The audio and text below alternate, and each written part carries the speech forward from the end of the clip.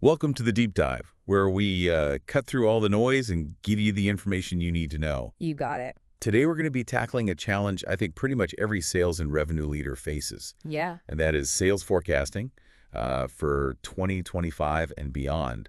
And, we've got a lot to unpack here. We've got 12 powerful methods to kind of go through so you can pick the best ones to fit your business and make those predictions with confidence. That's right. We'll make sure that you walk away with actionable insights and a clear path forward. And I'm joined by Nova, our expert in sales and analysis, who can help us connect all the dots and make sense of it all. Let's dive right in. So let's start with the basics, I think.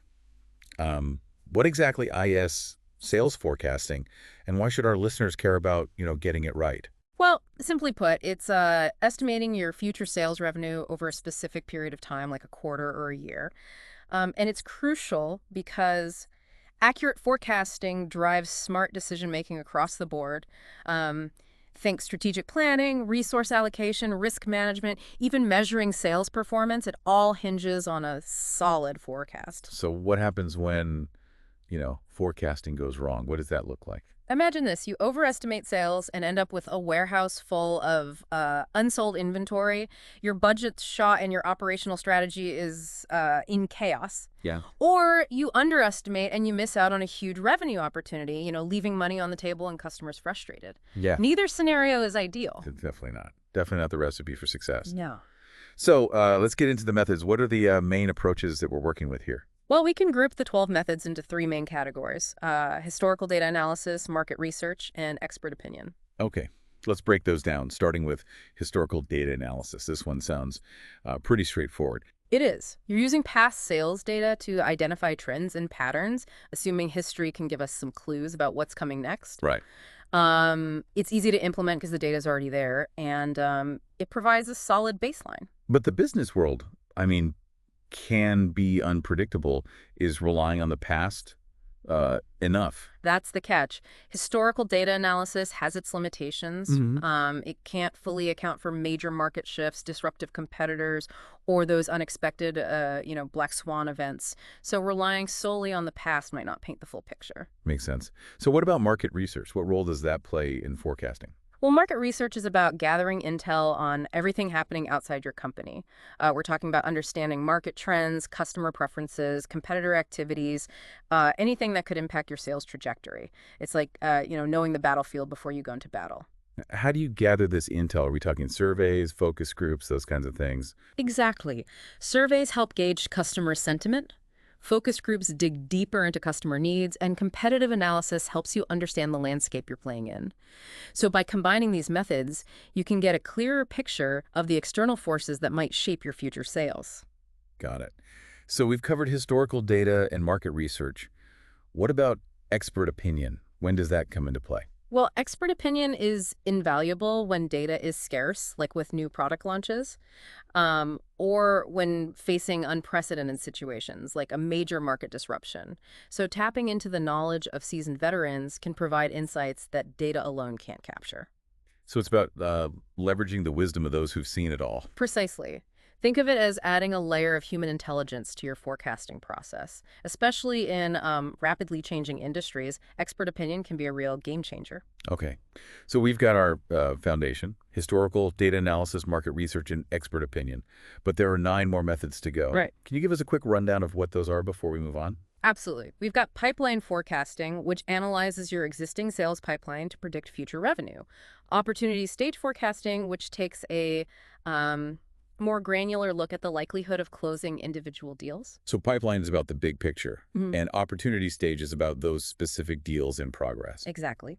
Then we have multivariable analysis, which combines multiple factors like economic indicators and marketing efforts to create a comprehensive forecast. So it's about looking at the interplay of different forces that can impact sales. Right. And then there's regression analysis, a statistical technique that identifies relationships between variables like price changes and sales volume, helping you understand how tweaks to one area might affect another. So it's a way to model those cause and effect relationships. Yes. We also have time series analysis, which examines historical data over time to spot patterns like seasonality and cyclicality. This one's particularly useful for industries with predictable fluctuations. So like a retailer forecasting holiday sales. Exactly. Then there are econometric models, which use economic indicators like GDP growth and consumer confidence to predict sales. These are helpful for businesses sensitive to economic shifts. Got it. And what about the last three methods? We've got lead scoring forecasting, where you score leads based on their likelihood of converting, allowing for more targeted sales efforts and more accurate predictions. So you're focusing your resources on the most promising prospects. Right. Then there's the cutting-edge artificial intelligence and machine learning. These algorithms analyze massive data sets to identify patterns and continuously learn and improve predictions over time. So it's like having a superpowered analyst crunching numbers 24/7. Mm-hmm. And finally, we have comparative analysis, where you compare past forecasts to actual results to identify areas for improvement and refine your models. It's all about learning from your past predictions and getting better over time. So it's a continuous improvement loop for your forecasting process. Exactly. Wow, that was a whirlwind tour of forecasting methods. It's quite a toolkit, isn't it? It is. Now that we've got a sense of the landscape, let's dive deeper into each method and see how they can be applied in the real world. Sounds good. Let's start with a closer look at historical data analysis and when it's the right tool for the job. Welcome back to the deep dive. We're picking up our conversation on sales forecasting, arming you with the knowledge to predict your 2025 revenue with confidence. Yeah, that's right. We've already covered, like a dozen essential forecasting methods from the tried and true to the cutting edge. Hmm.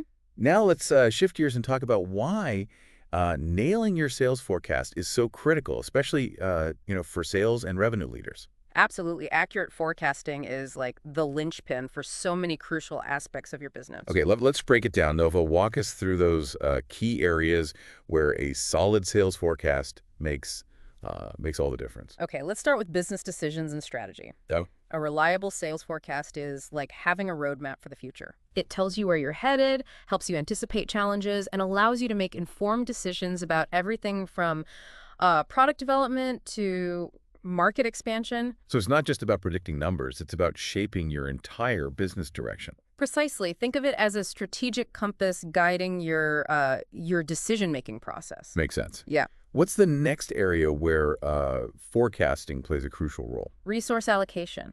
Yeah. Knowing how much revenue you're likely to generate allows you to allocate your budget, personnel, and inventory effectively. Mm, No more scrambling at the last minute or overspending on resources you don't need. that sounds like a dream for any sales leader. It is. Accurate forecasting helps you optimize your resources and ensure that you're investing in the areas that will have the greatest impact on your bottom line. Okay. Resource allocation check. Mm-hmm. What else? Next up is risk management. Okay. A well-crafted sales forecast can help you identify potential risks and opportunities on the horizon. It's like having a crystal ball, but with data. Instead of being caught off guard, you can proactively address those challenges and capitalize on those opportunities. Exactly. It's all about being proactive rather than reactive. Forecasting allows you to anticipate market shifts, adjust your sales strategies accordingly, and minimize potential losses. Okay, risk management is definitely a huge one. Yes. What's the final area where forecasting proves its worth? Last but not least, performance measurement. Okay. A sales forecast provides a benchmark against which you can evaluate your sales team's performance. Yeah. It allows you to track progress, identify areas for improvement, and celebrate successes. So it's not just about predicting the future. It's about holding your team accountable and driving continuous improvement. Exactly. A solid sales forecast is an essential tool for setting realistic targets, motivating your sales team, and ultimately achieving your revenue goals. This has been a fantastic overview of the impact of sales forecasting, Nova. It's clear that getting it right is not just a nice to have, it's a must have for any sales organization that wants to thrive. I couldn't agree more. A well-executed sales forecast is the foundation for making smart decisions, optimizing resources, mitigating risks, and driving consistent growth. All right, so we've established why forecasting is so important. Yes. But how do we actually do it? We've got this toolkit of 12 methods, but where do we even begin? That's where the 7-step process comes in. It's a roadmap for putting these methods into practice and generating accurate actionable forecasts. Okay, walk us through it. What's the Yeah. first step? The first step is defining your objectives. Okay. What exactly are you trying to forecast? Is it overall company revenue, sales for a specific product line, or performance in a particular region? Getting crystal clear on your goals will guide your entire forecasting You process. can't hit a target you haven't defined, right? Exactly. Once you know what you're aiming for, you can move on to step two, data gathering. Okay, so this is where we roll up our sleeves and start collecting information. Precisely. We're talking past sales figures, market research reports, customer feedback, competitive analysis, even those nuggets of wisdom from your seasoned sales veterans. So it's about casting a wide net and gathering insights from multiple sources. Exactly. The more data you have, the more accurate and nuanced your forecast will be. Right. Remember, garbage in, garbage out applies to forecasting too. Data is king. All right, what's step 3? Step three is where we choose the right forecasting methods for the job. Remember that rundown of 12 methods we did earlier? This is where you decide which ones are the best fit for your industry, business model, and the data you've collected. So it's not about using every single method under the sun. Mhm. It's about selecting the tools that will give you the most accurate and actionable insights. Exactly. It's like assembling the perfect forecasting toolkit tailored to your specific needs. Okay, toolkit assembled. Mhm. What's next? Now it's time to analyze the data. Okay. This is where you apply your chosen forecasting methods to the information you've gathered and start generating those all-important predictions. Right. But don't just rely on spreadsheets and formulas. Bring your critical thinking skills to the table, challenge assumptions, look for patterns, and consider external factors that might influence your results. So it's a blend of art and science, using data as a guide, but also applying human judgment and intuition. Precisely. Forecasting is not a purely mechanical process. It requires a nuanced understanding of your market, your customers, and the forces at play in your business. Okay, data analyzed, predictions generated. What's the next crucial step? Now it's time to share your masterpiece with the world, Okay. or at least with your key stakeholders. This includes sales leaders, finance teams, executives, and anyone else who will be impacted by your forecast. Present your findings clearly, explain your methodology, and be prepared to answer questions and address concerns. I imagine this collaborative review process is essential for refining your forecast and ensuring everyone's on the same page. Absolutely. Getting feedback from different perspectives helps you identify blind spots, challenge assumptions, and ultimately strengthen your predictions. Okay, forecast refined and stakeholders aligned. Mhm. What are the last 2 steps in this process? The journey doesn't end there. Step six is all about implementing your forecast. Right. This means translating those predictions into actionable plans, adjusting sales targets, allocating resources, and making strategic decisions based on the insights you've gained. So it's not just about generating a number, it's about using that number to drive action. Exactly. Okay. And finally, the last step is to continuously monitor your forecast and make adjustments as needed. So it's about embracing a mindset of continuous improvement, always learning and always adapting. Precisely. The business world is constantly evolving, so your forecasting process needs to evolve too. Track your actual results against your predictions, identify any discrepancies, and refine your models accordingly. The most successful sales organizations view forecasting as an ongoing process, not a one-time event. They're constantly seeking ways to improve their accuracy and stay ahead of the curve. That's right. So there you have it, the 7-step process for effective sales forecasting. Define objectives, gather data, choose methods, analyze data, review with stakeholders, implement, and continuously monitor and refine. It's a roadmap for success. Exactly. And now that we've covered the process, let's revisit those 12 forecasting methods and dive a bit deeper into each one, starting with historical data analysis. When is this approach most effective, and what are some potential pitfalls to watch out for? Welcome back to the deep dive. We're wrapping up our exploration of sales forecasting, giving you the insights you need to conquer those 2025 revenue goals. That's right. We've covered the what and the why of sales forecasting. We broke down those 12 essential methods, and we've highlighted why accurate predictions are so critical for success. Oh. Now let's tackle the how. How can sales and revenue leaders actually put these methods into practice and, start forecasting like pros? Right. Perfect. So let's dive into the practical steps. Nova, our research pointed to a 7-step process for effective sales forecasting. Can you walk us through it? Absolutely. The first step, and this might sound obvious, is to define your objectives. What exactly are you trying to forecast? Is it overall company revenue, sales for a specific product line, or performance in a particular region? Getting crystal clear on your goals will guide your entire forecasting process. Makes sense. You can't hit a target you haven't defined. Makes Exactly. sense. Right, that's next. Next comes the data gathering phase. This is where you roll up your sleeves and collect all the relevant information you can get your hands on. Think past sales figures, market research reports, customer feedback, competitive analysis, even, those nuggets of wisdom from your seasoned sales veterans. So it's about casting a wide net and gathering insights from multiple sources. Exactly. The more data you have, the more accurate and nuanced your forecast will be. Hmm. And remember, garbage in, garbage out applies to forecasting too. Data is king. All right, what's step 3?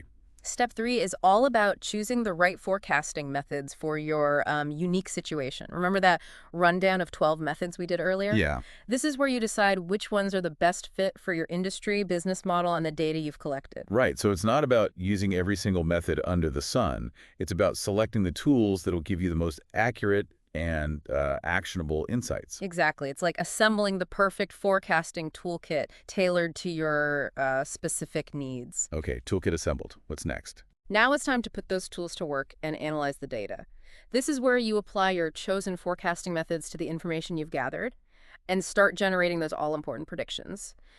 But don't just rely on spreadsheets and formulas. Bring your critical thinking skills to the table. Challenge assumptions, look for patterns, and consider external factors that might influence your results. So it's a blend of art and science.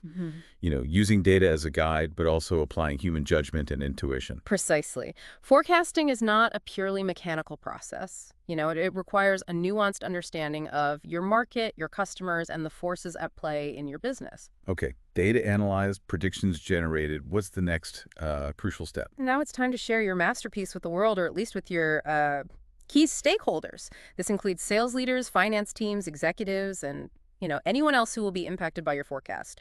Present your findings clearly, explain your methodology, and be prepared to answer questions and address concerns. Yeah, I imagine this collaborative review process is essential for refining your forecast and ensuring that everyone's on the same page. Absolutely. Getting feedback from different perspectives helps you identify blind spots, challenge assumptions, and ultimately strengthen your predictions. All right, forecast refined, stakeholders are aligned. What's the final step in this process? Well, the journey doesn't end there. The last and perhaps most crucial step is to continuously monitor your forecast, track your actual results against your predictions, and refine your models as needed. The business world is constantly evolving, so your forecasting process needs to evolve too. So it's about embracing a mindset of continuous improvement. Always learning, always adapting. Exactly. The most successful sales organizations view forecasting as an ongoing process, not a one-time event. They're constantly seeking ways to, refine their methods, improve their accuracy, and stay ahead of the curve. This has been an incredible deep dive into the world of sales forecasting, Nova. Thank you so much for sharing your expertise and guiding us through this essential process. My pleasure. And for our listeners, remember, the future is not something to be feared, it's something to be shaped. And with the power of sales forecasting, you can confidently navigate that ever-changing business landscape and achieve your most ambitious revenue goals. And that wraps up another deep dive. We hope you've gained some valuable insights to help you conquer those 2025 sales targets. Until next time, keep exploring, keep learning, and keep diving deep.